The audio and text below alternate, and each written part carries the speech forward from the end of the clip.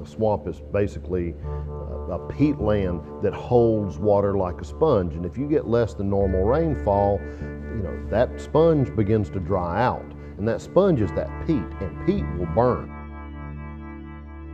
We have, in the early 2000s, late 1990s and early 2000s, we had a series of years that were real dry. We had some pretty good project fires starting in '98 and then again in 2001, 2002.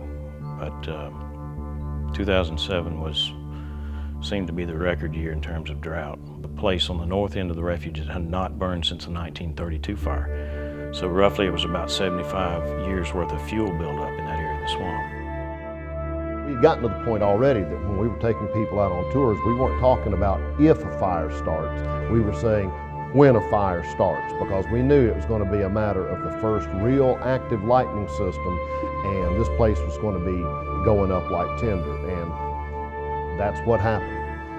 In late spring of '07, we got the right combination of ignition and dry, and she went up like a torch.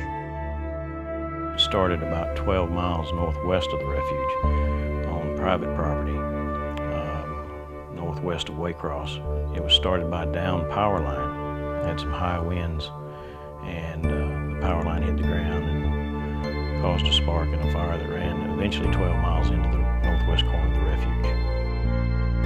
The Georgia forestry people and others were on this thing immediately, but nevertheless, it just absolutely exploded. And as it swept down into the swamp, it popped some lightning in a line all down in the swamp. It lit up an area in Floyd's Island Prairie. It lit up a couple of spots out on Bugaboo Island. And at that point, we had, different fires going within the swamp itself. The one from outside moved into the swamp. The one that ignited inside the swamp grew enormously. And finally, they all merged together into one big fire. Given projected forecasts and whatnot, it was going to be driven towards the refuge, so they engaged us, to try to start thinking and planning ahead. The Okefenokee swamp needs fire to maintain itself. It did what we know it does. It created a nutrient release that acted like a fertilizer to the entire ecosystem, restoring the longleaf pine forest in those burned over areas. Longleaf restoration is a priority effort for the National Wildlife Refuge. For one thing, it will expand available habitat to one of our priority endangered species on the Wildlife Refuge, actually several of them.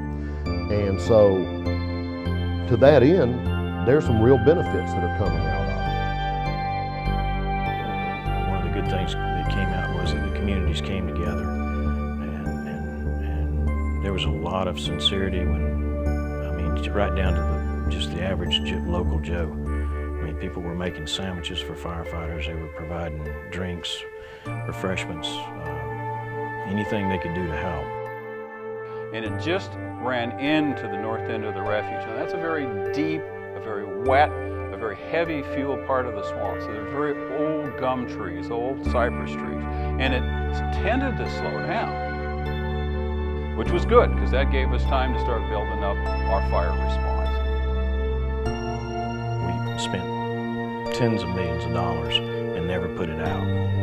We just had to wait on what we call a season-ending event, which could be anywhere from a 5 to 6 inch rain.